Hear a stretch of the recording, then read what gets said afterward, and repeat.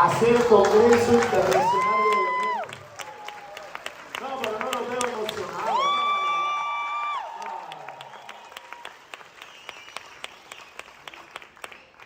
Quiero compartir una palabra con ustedes mientras nos preparamos para tomar los diezmos y las ofrendas. Por favor, si alguien necesita un sobre, levante la mano. Ahora sí, este es el mío, yo creo. Sí, este es el Andrea. mío. Gracias, Agil. Si alguien necesita un sobre, levante la mano, con gusto le daremos uno. Mientras preparamos el diezmo y las ofrendas. Escúcheme bien, porque viene conectado con lo que le estoy diciendo. Hay una palabra en el libro del profeta Ageo. Ageo capítulo 2, versículo 7 en adelante. Ahí lo tenemos en pantalla, ¿verdad? Ageo capítulo 2, versículo del 7 en adelante. Dicen los expertos que el profeta Ageo, Dios lo llamó al ministerio en una época de post-exilio. El pueblo, la adoración, escúcheme bien, en Israel estaba levantándose nuevamente. El templo lo estaban levantando nuevamente. Esto fue un tiempo de Dios. No voy a predicar. No voy a predicar, pero quiero conectarlo con lo que le quiero decir. A veces pensamos que el templo se hizo solo. No. Dios empezó a restaurar primeramente los muros. Ahí fue cuando llamó a Nehemías. Ellos son contemporáneos. Nehemías, Ageo, Ezequiel, Zacarías, Zorobabel. Esos libros que usted lee en la Biblia son contemporáneos. Entonces, primero Dios levanta los muros, luego restaura el altar, porque usted no puede adorar a Dios si no está rodeado, si no está protegido. Y dentro de esa palabra profética, la gente estaba desanimada, la gente estaba triste, porque estaba en cautiverio, habían perdido todo. Pero Dios les estaba devolviendo lo que el pecado, lo que el diablo, el hombre les había quitado. Y tengo una palabra de Dios para ti ahorita y te la suelto ya. El Señor te va a devolver lo que la enfermedad, lo que la escasez, lo que el diablo te quitó. Dios te lo va a devolver. Dios te lo va a devolver. El solo hecho de creer y de avanzar y de venir es un acto de fe. Y esta mañana el profeta Joab nos lo hablaba.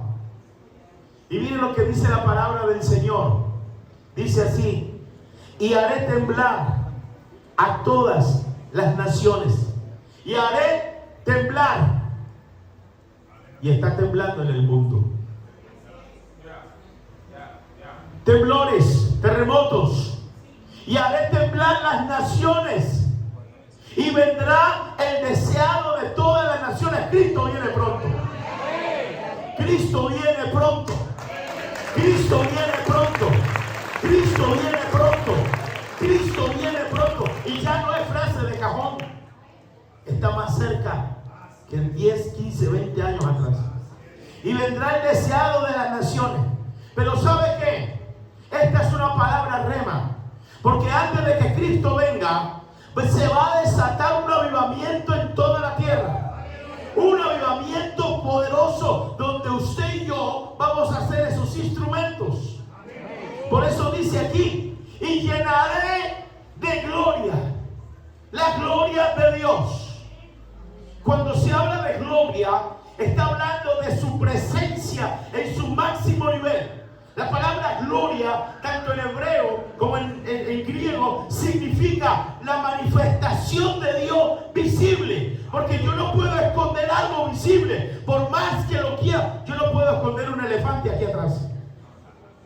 puedo esconder un perrito pinche, un ratón, una serpiente, una araña. Puedo esconderla aquí, una araña. Puedo esconderla ahí, pero yo no puedo esconder un elefante. Y por más que usted se quiera esconder de ahora en adelante, no lo va a poder hacer, porque la gloria de Jehová lo está llenando a usted, lo está llenando a usted, lo está llenando a usted, la presencia de Dios. Por eso es que donde quiera que usted vaya, la gente va a decir, usted como que es cristiano, usted como que es evangélico. Oiga, usted tiene algo raro, muchacha, ¿qué es lo que tiene? Y usted va a decir, yo tengo la presencia de Dios. ¿Cuántos tienen la presencia de Dios? Amén. Escúcheme. Y llenaré de gloria esta casa. Eso se llama avivamiento. Ha dicho Jehová de los ejércitos. Cuando hay un avivamiento, hay bendición en todas las áreas. Mire lo que dice el versículo 8: mía es la plata y mío es el oro, dice Jehová de los ejércitos. Menciona dos elementos vitales y preciosos para el ser humano: la plata y el oro. Y Dios dice, esos son míos, no son tuyos, son míos. Y si yo te los doy, es porque yo quiero. Porque así como Dios bendice, Dios muchas veces también llega ahí a juzgar, para que nos demos cuenta que también es de Dios todo. Y la gloria postrera, escúchame bien, el último avivamiento, dicen los expertos, los estudiosos, dice que el último gran avivamiento va a ser apoteósico, va a ser diferente. Una vez un hombre de Dios decía, a veces la iglesia, y esta mañana el profeta Joan lo predicaba, porque a veces estamos pensando en lo pasado, estamos pensando en las otras cosas. ¡Ay! Y a veces anhelamos el avivamiento de Pentecostés, gloria a Dios, pero ese avivamiento no nos va a tocar. Ay, pastor, ¿cómo así? Porque esa fue la muestra, ese fue el adelanto de Dios para la tierra. Escúcheme bien, República Dominicana, ese fue el adelanto de lo que ustedes vivieron 20, 30 años atrás. Eso fue el adelanto, porque lo que viene va a ser sobrenatural, va a ser glorioso, va a ser sobrenatural. Y sabe una cosa, y daré paz en este lugar, dice Jehová de los ejércitos. La paz es una señal que viene, y ahí nos daremos cuenta de lo que Dios va a hacer acá con nosotros en Colombia. Amén. Yo quiero invitarte a que tomes tu diezmo, tu ofrenda, ahí en tu mano izquierda, en tu mano, y vamos a presentárselo al Señor. Cuando Dios dice, mío es el oro, mía es la plata, es porque el Señor también quiere bendecir a ti, quiere bendecir tus finanzas. Dios es un Dios integral. Dios es un Dios integral. Bendice tu salud, bendice tu espíritu, bendice tus finanzas, bendice todo, todo. Y yo quiero que lo tomes en tu mano izquierda, lo levantes al cielo en un acto de fe. Porque usted dirá, pastor, ¿por qué en la mano izquierda? Porque Proverbios 3 dice que en la mano izquierda están las riquezas y el poder. Es profético esto. ¿Y le sabe por qué en la mano izquierda? Porque en la mano derecha, y esto es cultural, en la mano derecha ellos llevaban la espada. Con la espada corto y con la izquierda recojo. Por eso dice la mano izquierda. Los samuráis llevaban su espada acá, al lado izquierdo. Ellos se levantaban y se sacaban con la mano derecha. En la mano derecha está la fuerza. Así que, Padre, en el nombre de Jesús, mira las manos nuestras levantadas delante de ti. Hoy oro por las finanzas, Señor. Hoy te pido que sea desatada, derramada una unción de finanzas sobre tus hijos. Padre, que se vean milagros, que se vean prodigios, que se vean señales en el área financiera, en el nombre de Jesús. Padre, milagros en los bancos, milagros, Señor Dios mío, en las billeteras, en todo lo demás. Tú vas a tocar personas para que tu pueblo reciba la bendición. Pero también te pedimos, Señor, danos el don de la administración y la sabiduría para poder administrar lo que nos das, en el nombre de Jesús. Amén y amén. Aleluya. Mientras los servidores pasan, quiero recordarte que estamos en congreso. Amén. Ahorita sigue nuestro invitado especial, ya se lo voy a presentar a aquellos que no lo conocen. Y en las horas de la tarde seguimos en la bendición. ¿Cuántos quieren más bendición? Hoy en las horas de la tarde, a partir de las 3 de la tarde, ¿a qué horas? 3 de la tarde, seguimos con la bendición. Tenemos también otro invitado especial para este congreso. No se lo vaya a perder, no se vaya a perder esta bendición. Esto va a estar tremendo. En la medida que avanza, la unción se incrementa.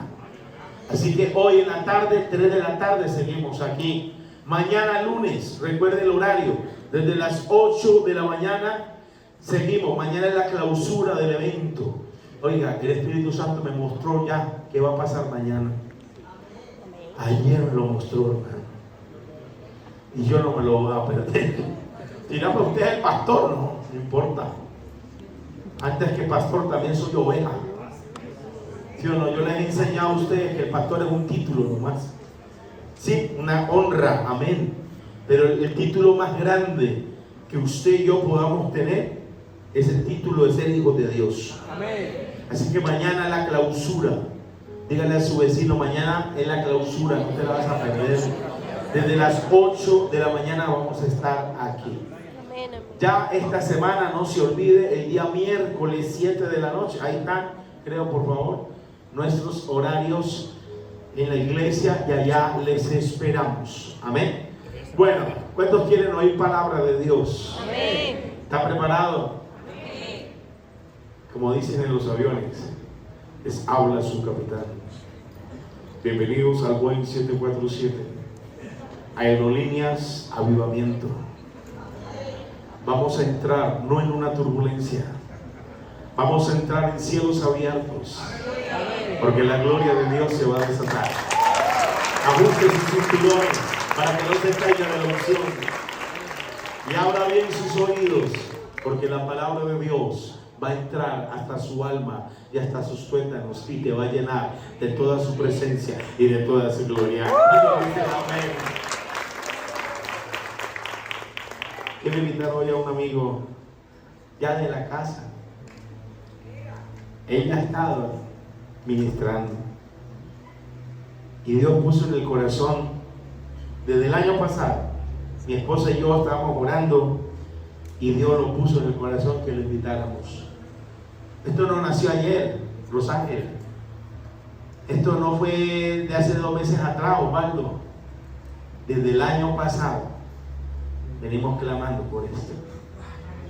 Profeta Víctor, bienvenido.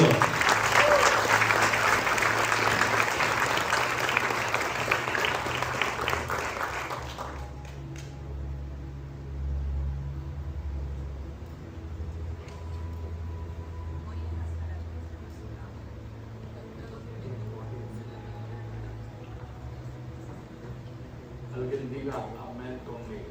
Amén. Les aplauso al Señor.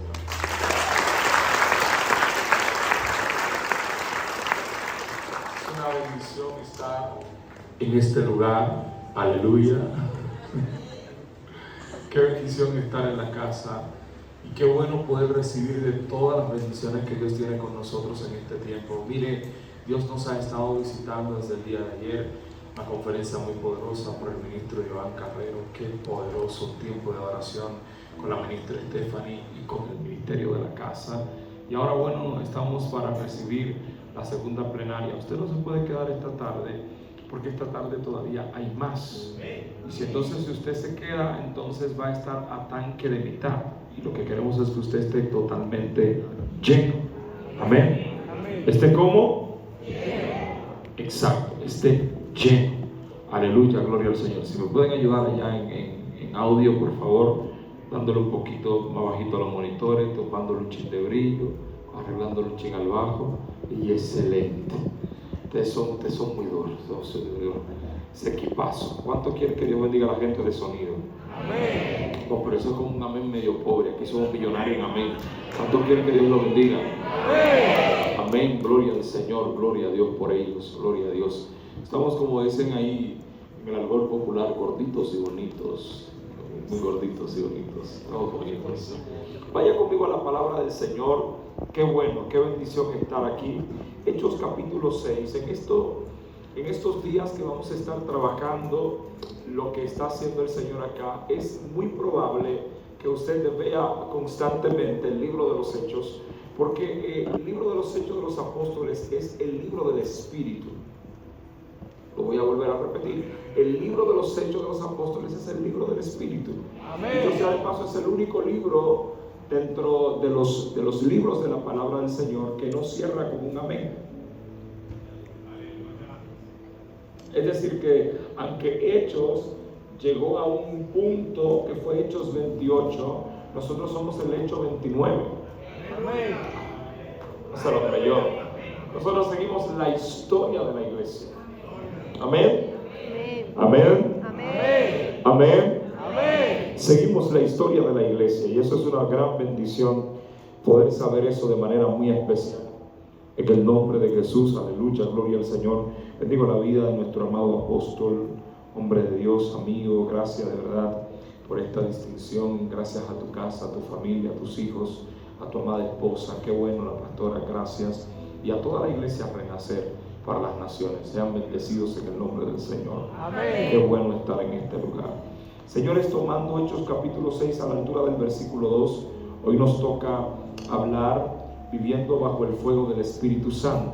Entonces vamos a hablar del fuego. Hoy vamos a hablar de ¿qué? Fuego. Del fuego.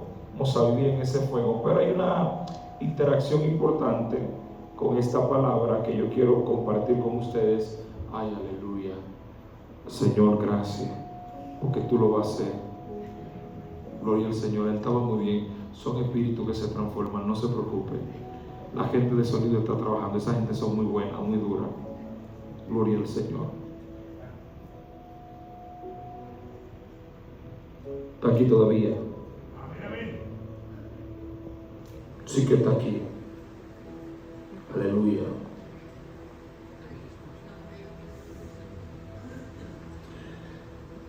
Vaya conmigo a la palabra del Señor. Viviendo bajo el fuego del Espíritu Santo.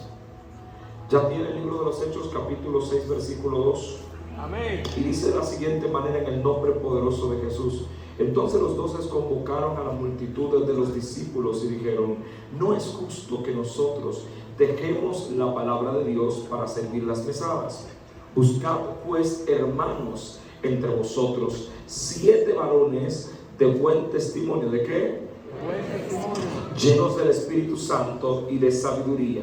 Tienen 3 cosas: de buen qué, llenos de qué, y de qué, y de sabiduría. Y dice: a quienes encarguemos de este qué, trabajo. Siga leyendo conmigo. Y nosotros persistiremos en la oración y en el ministerio de la palabra. ¿En qué vamos a persistir? Oh, gloria al Señor. ¿Y qué dice? Agradó la propuesta de la multitud y eligieron a Esteban, varón lleno de fe y del Espíritu Santo, a Felipe, ¿a quién más? A Prócoro, ¿a quién más? A Nicanor, ¿a quién más? A Timón, ¿a quién más? Además, y a Nicolás, que era ¿qué? Prosélito de Antioquía. ¿De dónde era?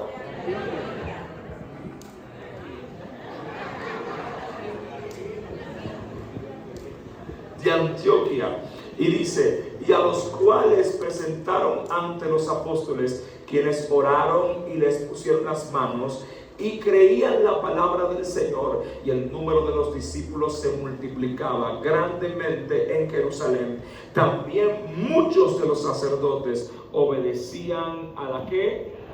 A la fe. Señor, en el nombre de Jesús, gracias. Te pedimos que nos hable de manera especial. Habla a nuestra vida, a nuestro corazón, a nuestra mente, alma y espíritu. Cancelamos todo aquello que quiera levantarse en contra de tu palabra y declaramos que tú eres el que tiene la capacidad de brillar esta mañana. En el nombre de Jesús, alguien diga amén. Amén. Viviendo bajo el fuego ¿de quién?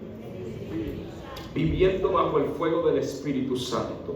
Es el tema que queremos tomar de la conferencia de esta mañana. Y para poder empezar y entender lo que tenemos en el libro de los Hechos, el capítulo específicamente 6, versículo 2, hay una palabra clave y específica la que tenemos que entender. Y esa palabra tiene que ver con la palabra vivir. Y lo más importante aquí de vivir no es solamente comprender qué es estar en la vida, sino qué realmente es la vida. El libro de Génesis en su capítulo 1, versículo 26, nos declara que lo primero que Dios empieza a instar en este sentido tiene mucho que ver con la creación y el diseño del hombre.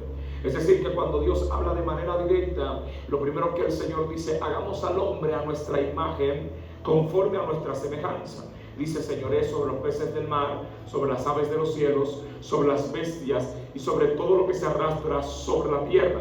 Si usted mira el texto, lo primero que Dios hace es que Dios habla de imagen y habla de semejanza.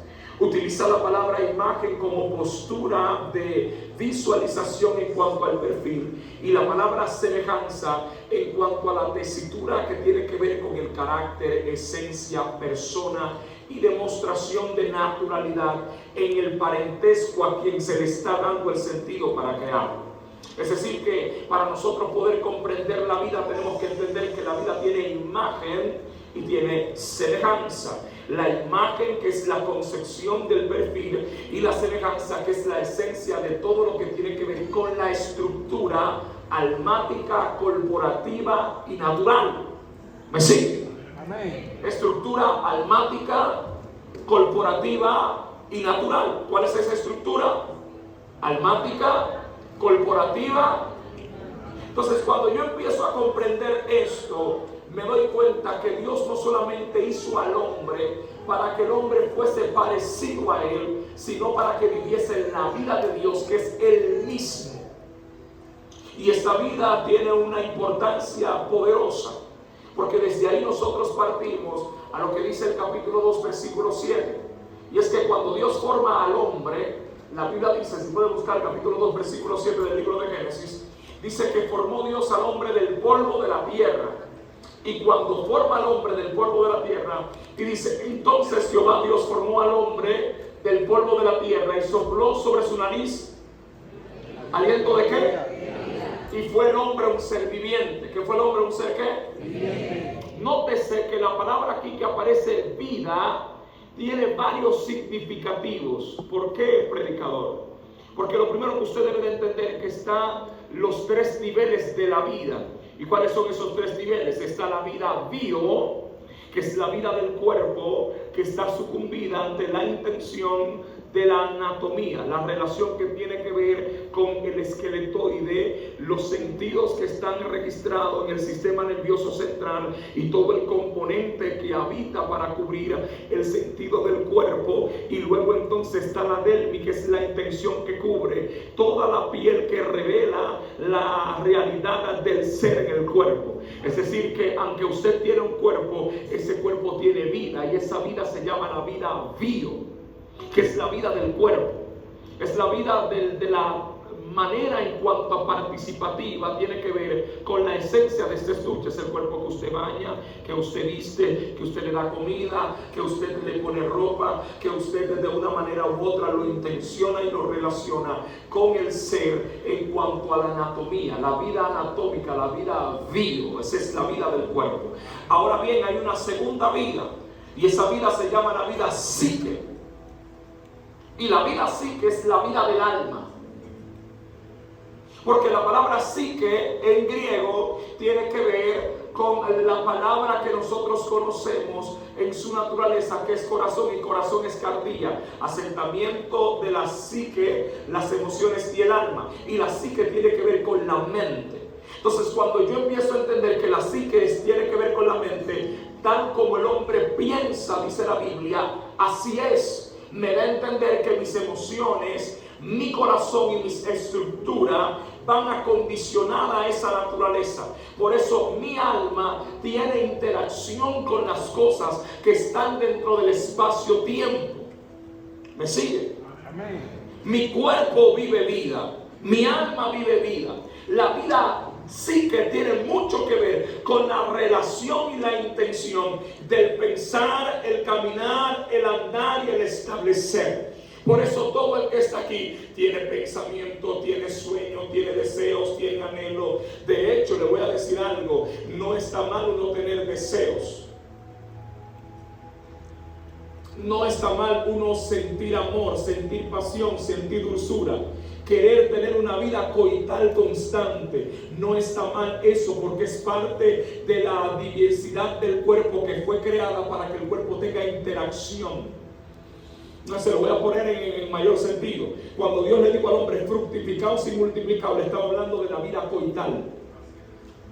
Se me fueron algunos aquí hoy. Nada de lo que tiene que ver con placer es malo. ¿Dónde está lo malo? Cuando el placer está fuera del orden que Dios estableció bíblicamente hablando. Sí, que el problema aquí no es sentir que deseas, es saber cuál es el deseo correcto en lo que deseas. Amén. El problema aquí no es anhelar, es saber cuál es el anhelo correcto. El problema aquí no es intencionar con las intenciones del alma, es saber si esa intención del alma está correcta y está dirigida a aquel que ama tu alma. Tengo la vida bio, tengo la vida que psique, y entonces una vida que es extraordinaria. Y esa vida me encanta, porque aunque yo vivo en la vida bio, en el día a día de mi cuerpo, lo cuido, lo guardo, lo establezco, aunque vivo la vida así, que pienso, relaciono, tengo intención y emociones, está entonces otro estado de la vida, y esa vida tiene que ver con el momento más alto, que no solamente conviene con el alma, sino con el espíritu, y es cuando uno se hace uno con Dios, y esta relación que tiene que ver uno con Dios manifiesta una vida eterna.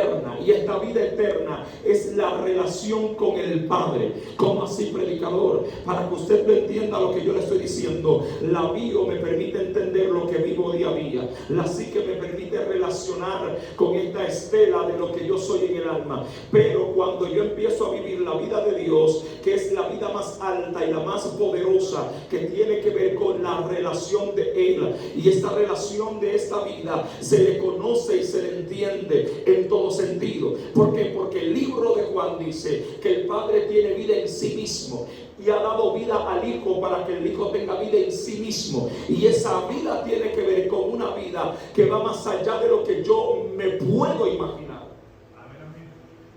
Entonces, en relación, para yo entender que es vivir la vida bajo el Espíritu, necesito estar conectado con el dueño del Espíritu. Necesito relacionarme con el dueño del Espíritu. Necesito comprender qué quiere hacer el Señor con mi vida en ese aspecto. Y esa vida se le llama la vida Zoe, que es la vida del Padre. Y esa vida Zoe que viene del Padre, relaciona con el Padre, intención en el Padre, es Cristo revelado en nosotros, porque la vida de Dios en plenitud para salvación es Cristo. Amén. Ay, ay, ay. Entonces, cuando yo empiezo a entender la vida Zoe, que es la vida más alta, y me voy a detener un momento acá, empiezo a comprender lo que Dios quiere hacer en todo el sentido de lo que yo soy. Porque para la mentalidad judía y el pensamiento judío, dentro de las estelas que tienen que ver con la mítica, hay una expresión de pensamiento. Y ellos entienden que el hombre relaciona con 5 niveles del alma. Está el alma bebé, está el alma vegetal, está el alma animal, está el alma espiritual, y está entonces el alma Zoe, la que se funde con Dios. El alma bebé es la que nace cuando un niño nace. El alma vegetal es la que conecta con el ambiente y la atmósfera. El alma animal es la relación que yo tengo con la intención en cuanto al raciocinio. El alma espiritual tiene que ver con aquella que entra en la fe, pero el alma Zoe es la que se conecta con Dios y se funde con Dios y es uno con Él. Por eso la Biblia dice que el que se une a Dios, un espíritu es con Él. Vive la vida Zoe. Amén. O sea, no es lo mismo yo intencionar con Dios en la primera etapa de la vida, que es la etapa de niño. Si lo pasamos a la vida espiritual, cuando alguien recibe a Cristo, es en el alma, bebé. Ay, cuando alguien empieza a conocer entonces la interacción de cómo Dios es en todo, empieza a conocerlo desde el alma vegetal, conocer a Dios desde el ambiente. Por eso, en los términos más poderosos, se le habla de Ruach, se le habla de otros términos que tienen que ver con otros aspectos de la vida. La Nefet, la Ruach, la Neshama, la Yehidah, la Hayat, los 5 niveles del alma. Hayat, Nefet, Ruach. ¿Lo van entendiendo acá? Amén. Y esta relación tiene que ver con esto. Pero ¿por qué se habla del contexto? Y voy a bajar un momento acá, de alma animal. Porque la expresión de animal no está hablando de animal en cuanto a criatura, sino en cuanto a naturaleza de conectividad. Entonces, cuando yo empiezo a entender este principio desde la óptica que se establece, mi vida empieza a comprender que mi vida no es cualquier cosa. Antes de la caída del hombre, el hombre era un ser bicótomo, diga conmigo bicótomo. ¿Y qué es la dicotomía? Un ser de dos fases. Bicótomo. La palabra bi, que viene de bio, y cótomo tiene que ver con dos. La vida en dos, dicotomía, cuerpo, espíritu. Por eso Génesis dice que el hombre era un ser viviente, porque vivía en la dicotomía. El alma y el espíritu eran la misma cosa, y quien dominaba antes de la caída era el espíritu al alma, porque el sentimiento no era mayor que la razón de la importancia del propósito del Eterno en la vida del hombre. ¿Me van entendiendo acá? ¿Me siguen? ¿Sigo para? Sí, sigo para. Sigo para. Entonces, cuando el hombre peca, y la Biblia dice, no contenderá más mi espíritu con el hombre, y será el hombre ahora un ser que humano. La Biblia dice que el hombre al pecar se desconecta de él y se vuelve un ser tricótomo. ¿Y qué es la tricotomía? Un hombre que tiene cuerpo, alma y espíritu. Ahora el hombre que tiene esa tricotomía por causa del pecado tiene una condición, y es que se le juzga desde la etapa de donde está, en la etapa vaca. ¿Y qué se dice? Génesis dice que cuando el hombre pecare, ciertamente el alma que pecare, ¿está qué? Morirá. Y dice, el cuerpo va a donde? A la tierra que tuvo la formación, el alma a donde tome la decisión, y el espíritu vuelve a Dios que fue que lo dio. Está hablando de un ser tripartito: cuerpo, alma, espíritu. La vida, la línea está aquí, la vida bio, la vida psique, la vida soy. No sé si alguien está aquí, aleluya. Y Dios quiere que el hombre vuelva a conectarse, vuelva a relacionarse, vuelva a intencionar con él. Pero ¿cómo el hombre puede volver de donde salió, conectarse con alguien que estaba y que está de donde él salió? Por eso Cristo vino a conectar al hombre con Dios por medio del sacrificio. Alabado sea Dios. Y lo atrae por medio del sacrificio. Entonces, relacionando esto con lo que Dios quiere hacer, para yo poder vivir una vida en el espíritu y para que el fuego no se apague, el primer principio que yo debo de entender es qué es lo que conecta, qué es lo que se pierde en el principio. No solamente se pierde un principio de obediencia, sino que también se pierde la relación. De hecho, usted siempre ha dicho, pero ¿y cómo yo puedo hablar de oración?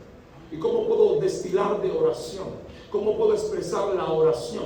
Usted necesita entender que antes de que el hombre pecara, ya el hombre tenía una relación, y esta relación tenía que ver con la intención del hablar. El detalle es que pensamos que la oración es un contexto litúrgico, y déjeme decirle algo: no es que no viene con liturgia, y no es que viene con principio, y no es que no puede ser religiosa. El detalle es que Dios no busca un concepto de religión, sino de relación.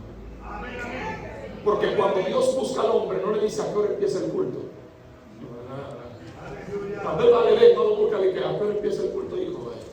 Cuando tenga el culto me avisa. No dice que él llega y le pregunta dónde está el hijo. Me escondí, tuve miedo, y dice, ¿acaso comiste lo que te dije que no comiera? Porque ahora dice que estás desnudo. Entonces vemos que aparentemente Adán tenía una vida de relación. porque tenían un punto de encuentro, había un lugar donde se conectaban. Y cuando llega Dios al lugar, no encuentra en el lugar al hombre que estaba en el lugar, y ahora el hombre del lugar siente miedo porque está desnudo. Pero mi pregunta es, ¿cómo es posible que él sentía miedo que estaba desnudo cuando él estaba desnudo antes de sentir miedo que estaba desnudo? Porque se le fueron abiertos los ojos del alma. ¿Lo estoy entendiendo acá? Por eso dice la Biblia, el alma que peca es ciertamente ¿qué?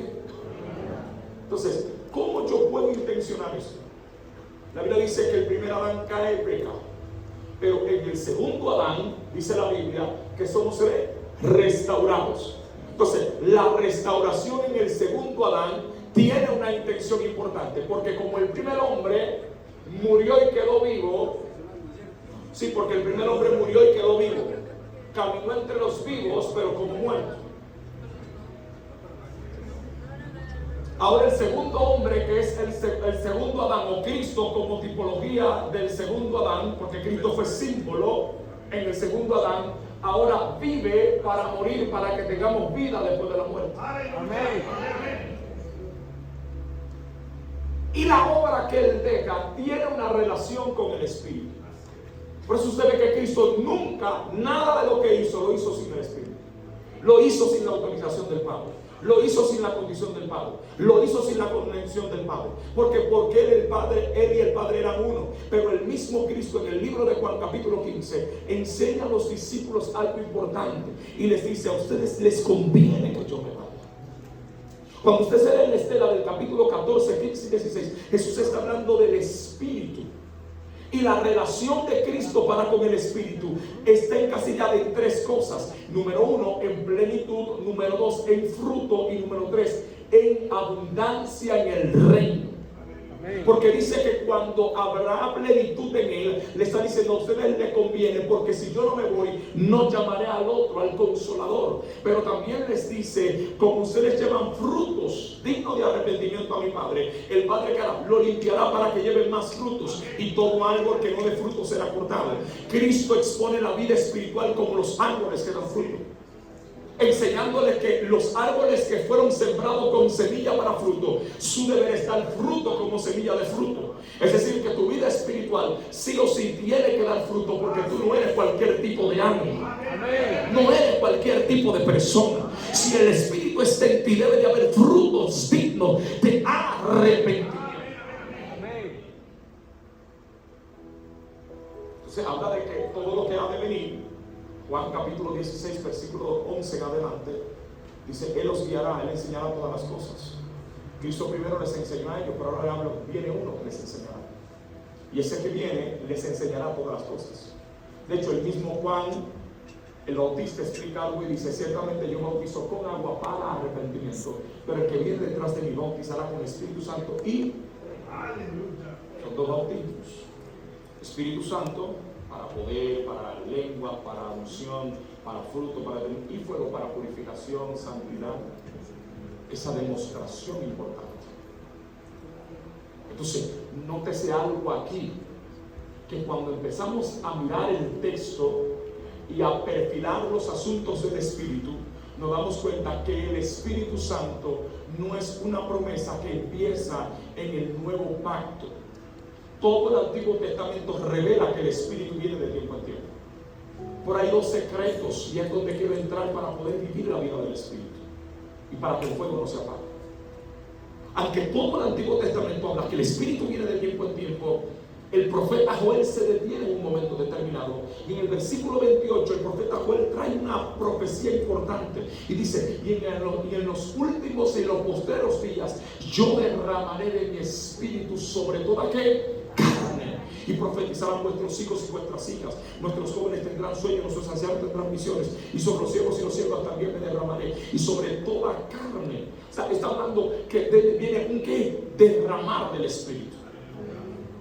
Pero para que el derramar del Espíritu venga, hay que tener relación con el Espíritu. Y no se puede tener relación con el Espíritu sin la oración. El primer principio para que el fuego no se apague es la oración. ¿Es la qué? La oración. La oración es el principio fundamental para que no se apague.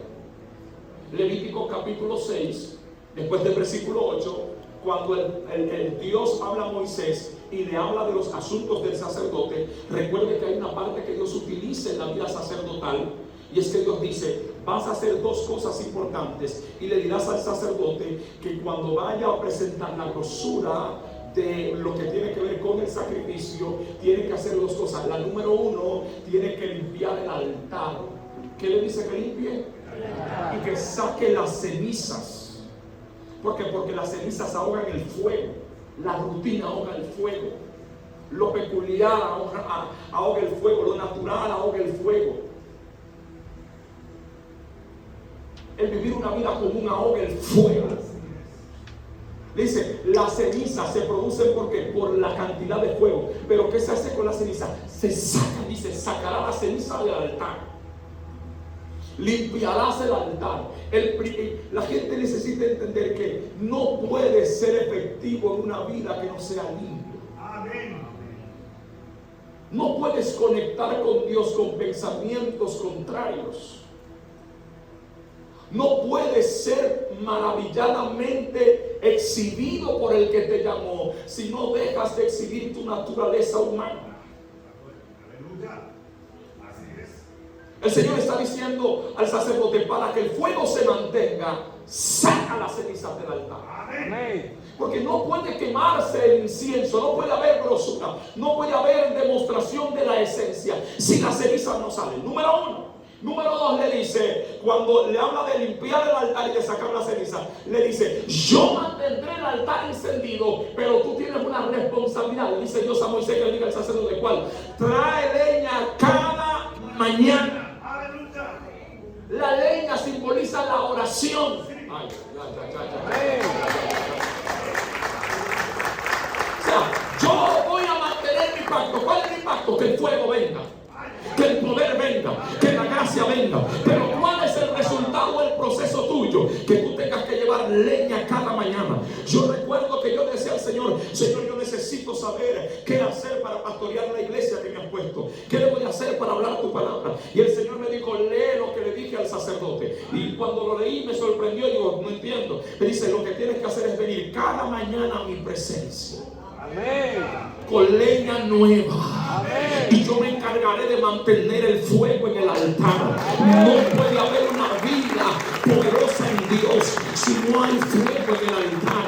Óigame, el Señor me está diciendo: tú vas a encender el fuego. No, después que tú lo prendes, entonces yo lo voy a mantener encendido. Pero el secreto para que se mantenga: saca la ceniza, saca lo rutinario, saca lo normal, saca lo que no edifica, saca lo que no viene de mí. Limpia el altar de tu oración y mantén leña nueva. Trae leña cada mañana, porque la unción de ayer ya pasó. Hoy tiene que ser una nueva. La palabra de ayer ya pasó, y no es que no renueva, es que el Señor está diciendo: yo no soy repetitivo, yo no tengo patrones repetitivos. Señores, usted puede creer que el único día que Dios le dijo a Israel que guardara maná era de viernes para sábado, para que el sábado se dedicaran a adorarle a Él. Pero si la gente guardaba maná de jueves para viernes, se podría. ¿Por qué? Porque Dios no es repetitivo.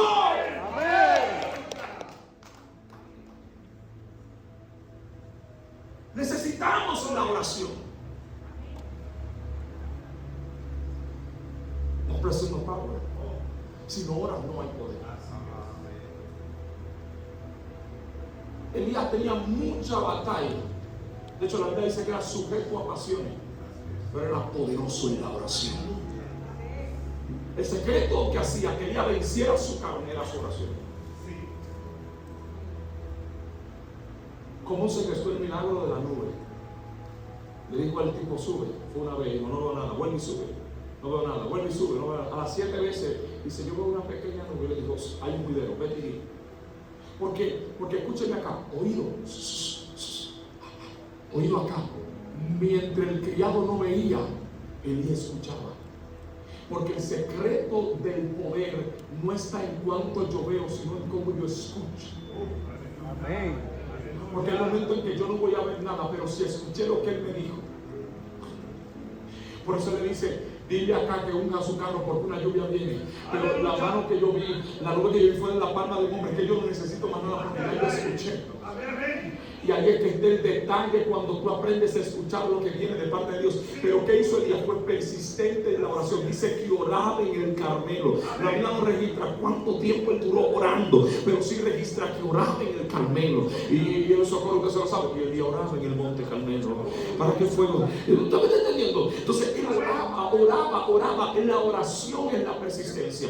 ¿Qué dice la Biblia que hizo Esdras? Oró. ¿Qué dice la Biblia que hizo Nehemías? Oró. ¿Qué dice la Biblia que hizo cada uno de los hombres del antiguo pacto? Oraron. ¿Qué hizo Israel cuando estaba en cautiverio? Oró y Dios levantó a Moisés.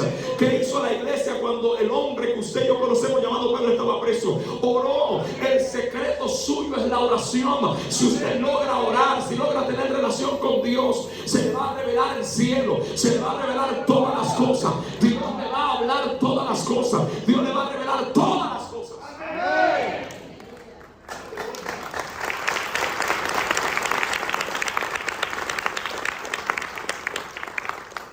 Esta mañana yo hablaba con mi amada y le decía, amor, hay cosas que tú no me dices porque tú no quieres preocuparme.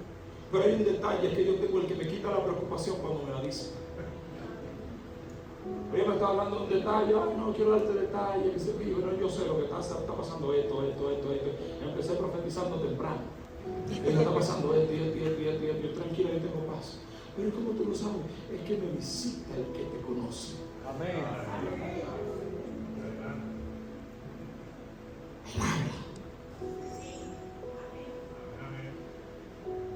Me visita el que te conoce. Y cuando tú aprendes a tener una vida de oración, nada ante tus ojos, al menos que Dios no quiera mostrarlo, quedará sin saberse. Entonces, lo primero es la ¿qué? Oración. ¿Y qué es lo segundo? La palabra. Y palabra. Oración y palabra.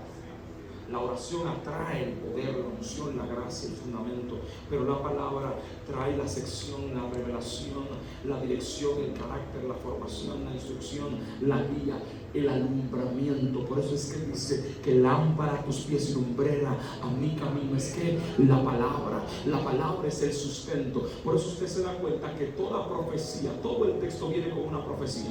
Y esa profecía viene con poder. Pero ¿qué es lo primero que llega? La palabra. Antes de que el poder se avecine, llega la palabra. Y una de las cosas que Cristo tenía, que usaba la palabra traía el poder.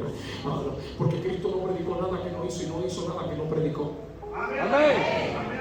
Entonces, aquí hay un detalle que yo necesito para poder vivir bajo el fuego del Espíritu. Necesito palabra y necesito oración. ¿Necesito qué? Entonces, el texto está enseñando que los griegos empezaron a criticar de manera directa a los apóstoles. Porque escúcheme bien acá, y oído a esto. ¿Qué atrae a la miel? A las abejas, el polen. Para que haya miel en las abejas necesita haber ¿qué? Polen. ¿Y el polen dónde está? En las flores. Pero si las flores no producen polen, entonces es decir que no puede haber miel porque las abejas no vienen a buscar el polen de las flores. Las flores somos nosotros. Nuestro polen es nuestra oración. Amén. La abeja es la palabra y el poder es la miel. Amén. Amén. Necesita entender esto. No puede haber dulzura si no hay conexión. Es imposible esto. Entonces los griegos dijeron, esta gente ha crecido demasiado. Escúcheme, el poder trae crecimiento, pero la palabra trae fundamento. El poder atrae los milagros, pero la palabra trae la dirección. El poder atrae a multitudes, pero la palabra los permanece. El poder llena la iglesia, pero la palabra los mantiene.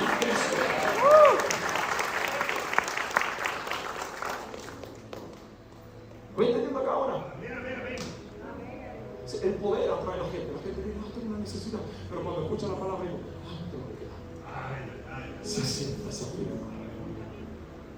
los hace vivir en fundamento. ¿Sí o qué? Entonces, note acá que los griegos empiezan a criticar a los judíos porque ellos se les entiende de manera directa y no porque quieren. Y oído, porque ha crecido la iglesia y las viudas quedan desamparadas y ellos empiezan a criticar a los apóstoles. Esta gente son tan de Dios, hacen tanto milagro, tantas señales, tanto prodigio, pero no pueden sustentar algo tan natural que son las viudas. Entonces los apóstoles escuchan esto y hacen una reunión y dicen, hay un problema, no podemos desentendernos de la efectividad que tenemos para trabajar en las mesadas. Las mesadas tienen que ver. Bien, entonces los 12 convocaron a la multitud y a los discípulos y dijeron, no es justo que nosotros dejemos la palabra de Dios para servir a las mesadas. Ellos no están diciendo que está mal hacer las mesadas, sino que no es justo porque lo que está manteniendo la iglesia es primero el pan espiritual y luego la obra física. Entonces dicen, si nosotros nos desenfocamos de lo que Dios nos dio, entonces no haremos ni una ni la otra. Traen una solución, porque el poder y la palabra te traen solución. Si la unción y la palabra no te trae solución, no es unción y palabra. Si la palabra que viene de Dios no te trae solución, no vino de Dios, porque la palabra es solucionativa. Nada de lo que Dios le dijo, profetizó, habló a alguien, lo dejó en el aire, le trajo solución. Dios es un Dios de qué? De soluciones. Diga conmigo, soluciones. Estoy sobre la plataforma y dice, entonces ellos convocaron a la multitud de los discípulos y le dijeron, no es justo que nosotros dejemos la palabra de Dios para servir las mesadas. Mesadas tiene que ver, esta palabra se utiliza en mi país como pago. Pagan la mesada, el día o lo que se trabaja por el aspecto. Pero acá mesada en ese entonces se le tenía que ver con servicio, para servir.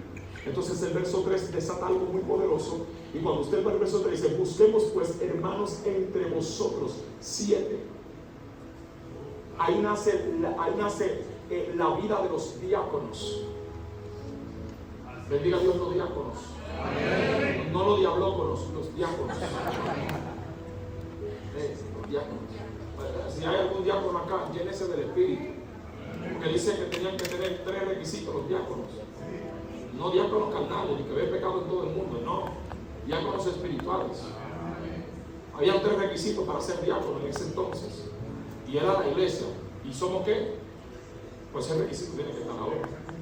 Número 1 dice, de buen testimonio. Testimonio. No, como dicen los testimonio, hermano, de buen testimonio. La palabra de buen testimonio es que tengan conducta intachable delante del pueblo y la gente. Que lo que digan se lo crean porque son gente de buen testimonio, de una sola fila, de una sola obra. Llenos del Espíritu Santo. ¿Llenos de qué? Espíritu Santo. Que estén prendidos en candela y en chispa y en fuego y en todo lo que prende y todo lo que te une. Amén. Necesitamos gente prendida. Amén. Necesitamos gente llena del Espíritu Santo. Número 3. Y de sabiduría. ¿Por qué? Porque el buen diácono tiene que aprender a dar buen consejo. Y la sabiduría es un principio de temor a Jehová. Es decir, que tiene que estar conectado a la oración y a la presencia para que la sabiduría, el reino de Dios venga sobre él. Y dice, a quienes encarguemos de este trabajo. ¿A quienes quién? Encarguemos. Entonces aquí viene el secreto de ellos. Verso 4. Vaya conmigo allá. Y dice, y nosotros permanecemos en la oración. O sea, predicar es un ministerio.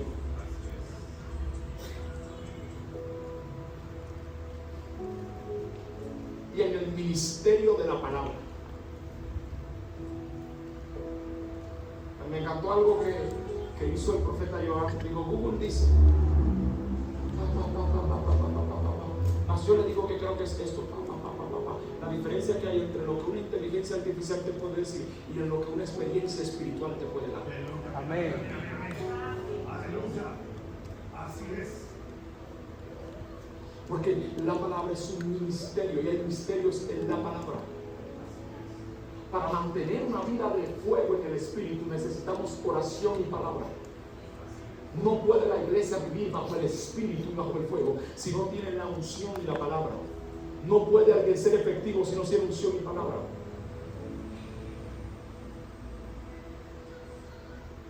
Yo les digo a los muchachos, ustedes tienen que estar prendidos.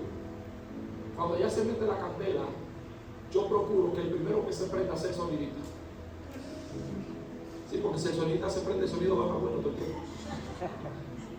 Y a veces se lo prende el sonidita y mide 6 cuadros de estatura.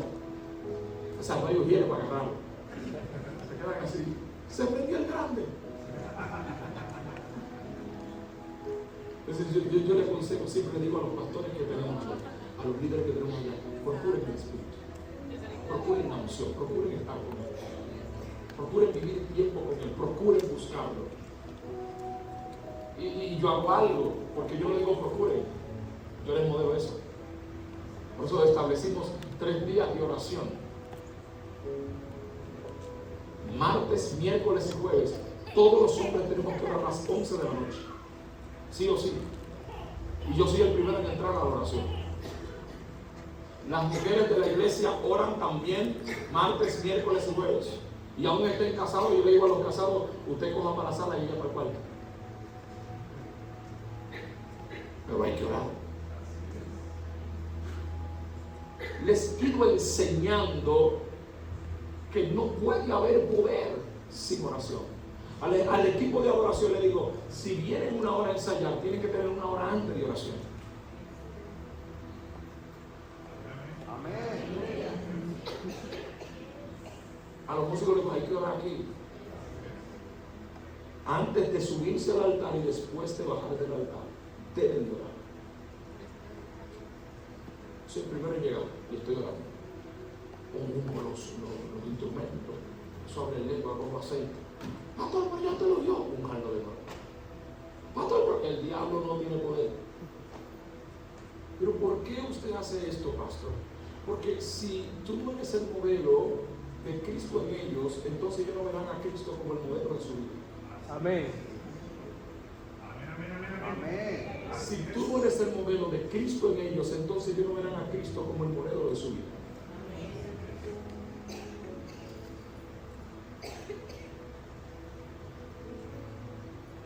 Entonces, ellos dijeron, necesitamos gente ready. ¿Por qué? Porque aquí hay un secreto para que la iglesia se mantenga. Había un problema en el versículo 1 y en el versículo 3 lo resolvieron. Busquemos gente. Busquemos gente. No puede detenerse la obra por falta de personal. Oremos al Dios de la mies para que traiga obreros. Busquemos gente. Deleguemos. Demos delegación porque la iglesia crece con delegado. Dios mío. La iglesia crece con delegados. La iglesia crece dejando funciones en gente llena del Espíritu. Creemos en el poder, pero creamos en la gente que tenemos para que seamos efectivos. La iglesia crece con delegados. Necesitamos delegar. Y busquemos gente que se encargue de esto, más nosotros oramos y damos la palabra. Nosotros ayunamos y damos la palabra. Nosotros pedimos y buscamos la palabra. Porque el secreto está ahí. La iglesia crece cuando tiene buen ministerio, cuando tiene buenos líderes, pero cuando tiene delegados llenos del Espíritu Santo. Alabado sea el Cordero de Dios. Yo he venido esta mañana con una sola intención, y es hacerte vivir la vida del Espíritu en el fuego. Y para yo vivir bajo el fuego del Espíritu, necesito tener la palabra, pero también la oración.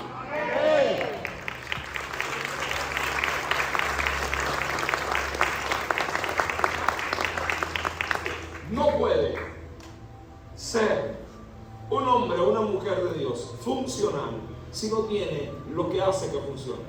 Y estos principios son necesarios. Por eso, y aquí cierro mi mensaje para orar, yo no puedo creer que soy efectivo en un área si no vivo conforme a la palabra de esa área. Me voy a explicar bien. En mi país hay un asunto que se llama ruta.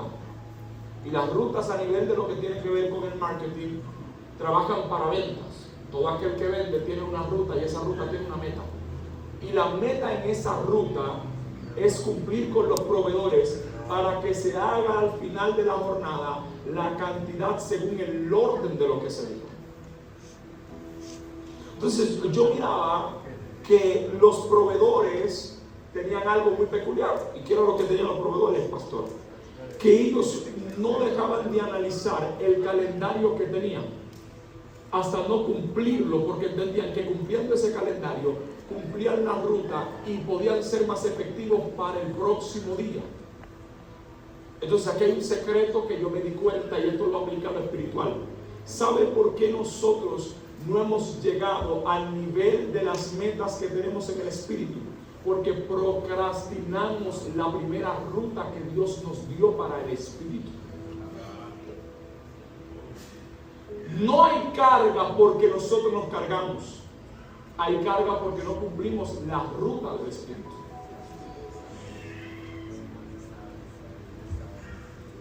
Cuando yo logro cumplir con el tiempo y el espacio, no hay manera alguna que ese espacio-tiempo no provoque algo. Si yo digo, ok, aquí está el secreto, entonces tengo que ver por dónde viene el espíritu. ¿Cuál es la ruta del espíritu? Mi pregunta es, si tú sabes que para tener fuego necesitas leña, que para que el fuego funcione necesitas limpiar el altar, que para que el poder venga necesitas tener oración, y para que la oración sea efectiva necesitas vivir en el poder. Mi pregunta es, ¿qué esperas para cumplir con la ruta del espíritu?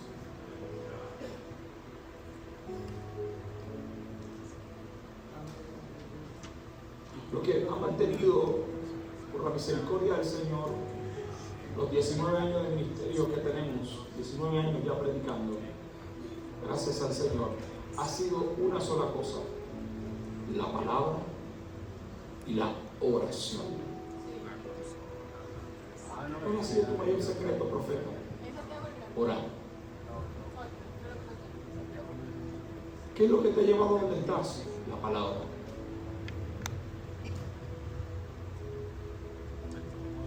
Y yo aprendí a ser resiliencia persistente. La resiliencia y la persistencia, no rendirme. Yo le dije una vez a Dios, pasando por un proceso, vaya poniéndose de pie porque voy a orar, pasando por un proceso muy difícil de mi vida. Recuerdo que, ¿o puedo quitarme el sábado?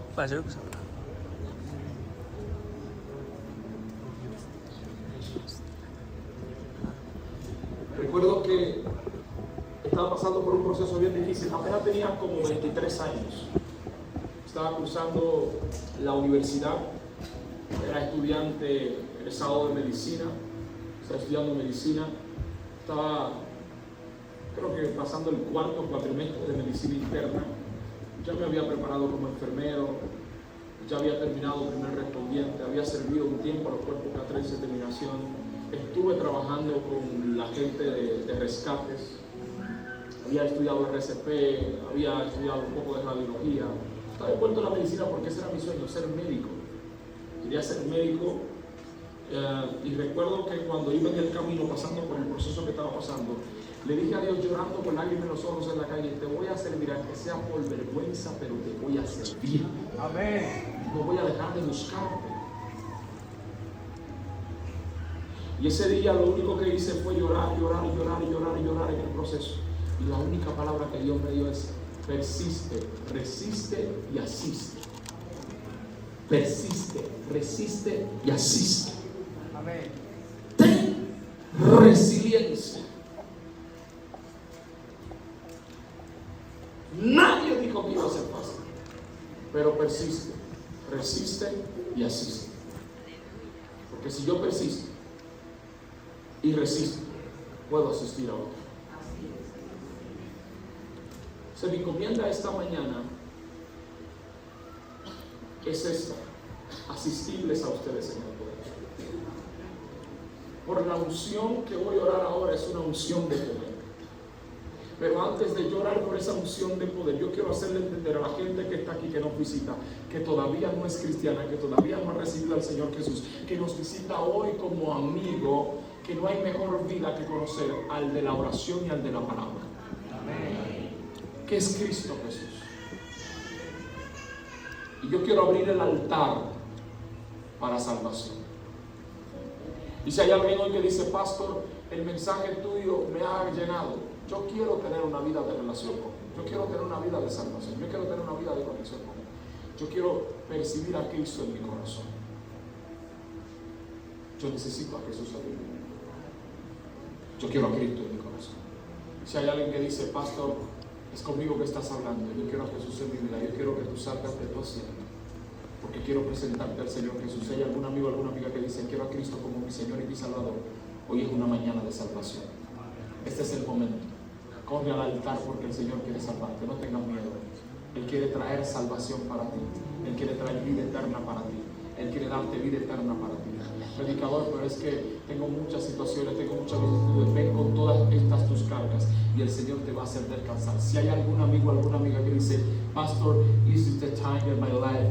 Come on, come on, come on, come on, come on, come on. Ese es el tiempo de salvación. Si al lado tuyo hay algún amigo o alguna amiga que no le conoce, hoy es día de salvación. Señorita, usted conoce al Señor Jesús. ¿Es cristiana ya? Yo quiero presentarte a Cristo como tu Señor y tu Salvador. ¿Me darías el privilegio de orar por tu salvación hoy? Si lo quiere ver, eso es.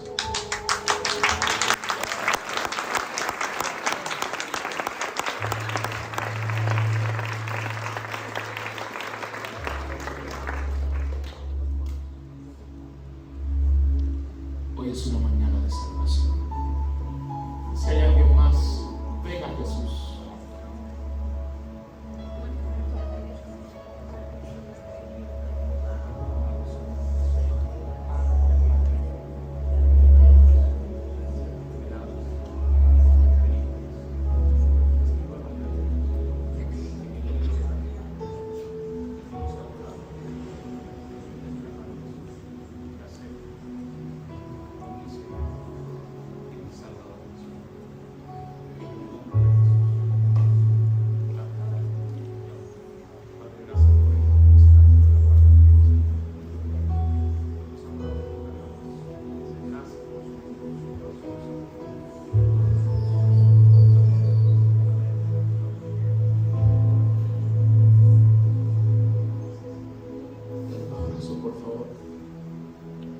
¿Hay alguien más? Eso es.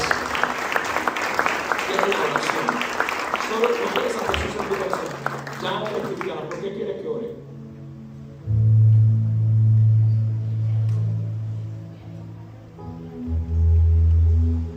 Ordene.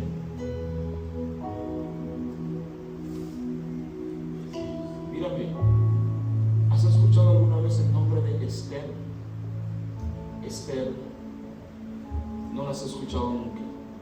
La Biblia habla de una mujer llamada Esther y dice que ella, Dios la llamó como princesa y terminó siendo reina en el palacio.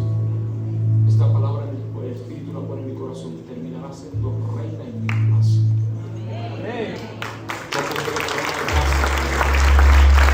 Y mi unción y mi palabra cambiará tu casa y tu familia y ordenará las cosas que tú quieres que se ordenen. Así te dice el Señor en el nombre de Jesús. ¿Por qué quiere que ore, Señor? ¿Ya conoce a Jesús? ¿Es cristiano ya? ¿Quiere más fe? Ok.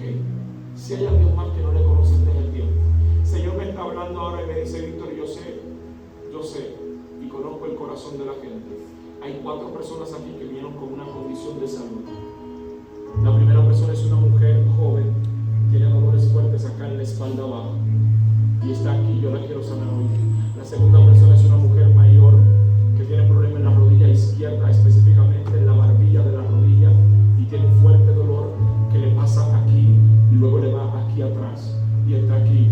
La tercera persona que estoy viendo en el espíritu tiene un problema de gases en el estómago, es como si fuera problema de jugo gástrico y está aquí, tiene ese problema fuerte estomacal y el Señor quiere sanarte hoy. Y